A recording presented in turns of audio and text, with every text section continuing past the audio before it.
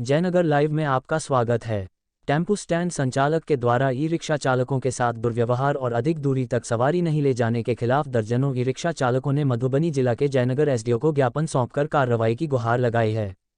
मोहम्मद हफीज के नेतृत्व में चालक ने बताया कि ई रिक्शा चालक बेरोजगार होने के कारण सरकारी योजनाओं का लाभ उठाकर बैंक से ऋण लेकर रोजगार के लिए ई रिक्शा चलाकर किसी तरह अपने परिवार का भरण पोषण करते आ रहे हैं, लेकिन टेम्पो स्टैंड संचालक के द्वारा ई रिक्शा को मात्र 2 किलोमीटर की दूरी तक चलाने का आदेश जारी कर दिया है, जिससे ई रिक्शा चालकों में भूखमरी की समस्या उत्पन्न होने लगी है।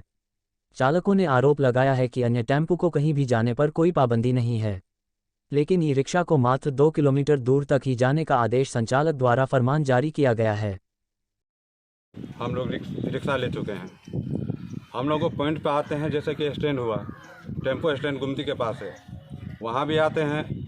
हमारा उसराही का पॉइंट बनाता है, उसराही में कितना सवारी बैठता है। मान लीजिए कि देवधा का सवारी हो, छतौनी का हो, चाहे सूर्याई बैरा का कहीं का हो, ठीक है, वो मना कर दिए हैं कि पॉइंट के पास से तुम देवधा मत जाना। हम पॉइंट के पास से देवधा का नहीं उतारते हैं सर, नहीं चढ़ाते हैं। कोई हमारे साथ का चढ़ा लेता है, उसको जबरन उतार दिया जाता है, बेसौलकी की बात किया जाता है, उसको बात कह के डांट डपट करके, हो सकता तो हाथ भी लगा देता है। तो सर यही हम लोगों को देखे हैं कि हम लोगों के साथ बहुत बुरा हो रहा है। तो बस हम यही सब मिल कर के आए हैं कि हमारा बात सुना जाए सर। और कोई रास्ता मिलने आए हैं आप लोग? हम एसडीओ साहब के पास आए हैं, अपनी मांग को लेकर लेकर के आए हैं सर कि हमारा मांग पूरा हो जाए।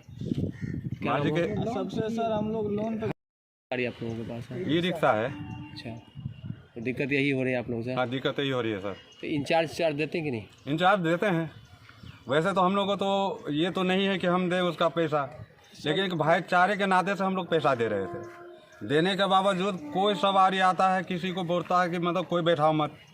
हमारा टेम्पू है, टेम्पू का लगा हुआ रहता है, उसका पॉइंट है, टेम्पू ले जाएगा, तुम लोग नहीं ले जाओगे।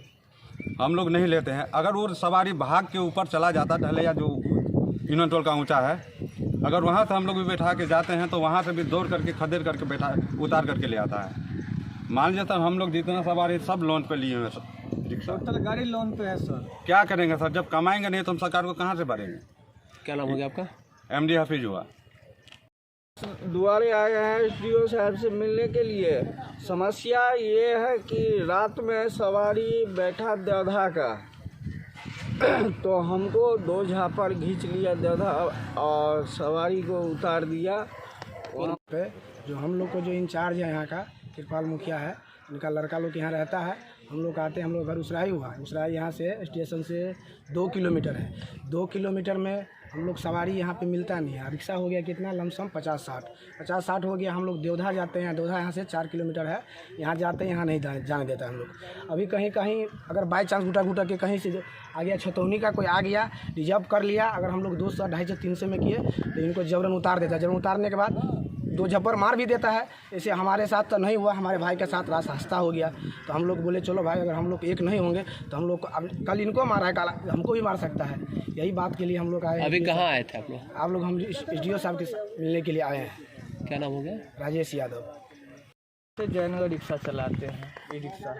हम लोग सबसे पहली बात गरीब आदमी हैं, जयनगर से चलाते हैं, पेट गुजारा चलाते हैं हम लोग। ये लोग जयनगर स्टैंड वाला जो बैठाने नहीं देता है, अगर सवारी बैठा भी लेता है ज़बरदस्ती उतार देता है, उसके साथ मारपीट करता है।